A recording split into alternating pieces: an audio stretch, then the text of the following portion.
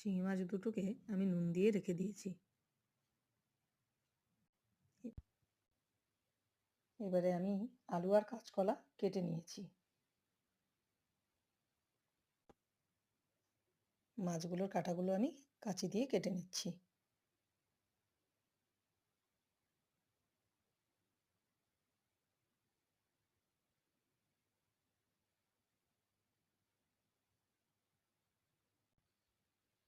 এবারে গরম তেলের মধ্যে আমি পেঁয়াজ কুচি, তেজপাতা আর কাঁচা লঙ্কা দিয়ে দিয়েছি। আলু আর কাঁচকলাগুলো আমি দিয়ে দিয়েছি।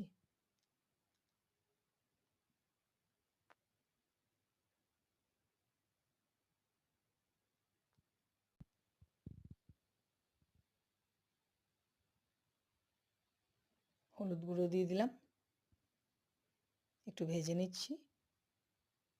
জিরে গুঁড়ো দিয়ে দিলাম, ধনে গুঁড়ো দিয়ে দিলাম,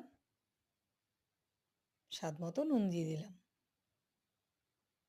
আবার একটু নাড়িয়ে নিচ্ছি।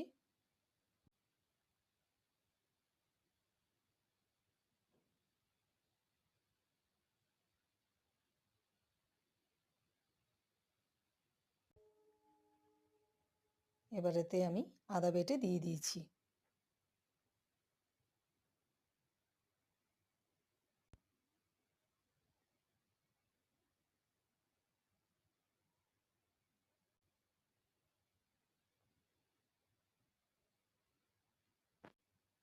এবার এতে আমি পরিমাণ মতো জল দিয়ে দিলাম।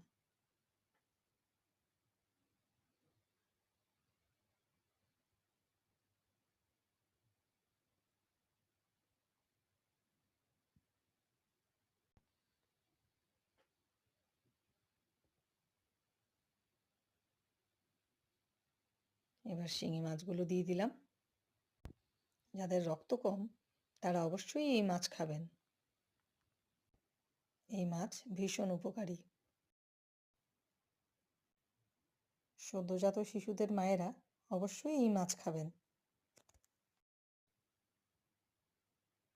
আমাদের শিঙি মাছের ঝোল রেডি হয়ে গেছে।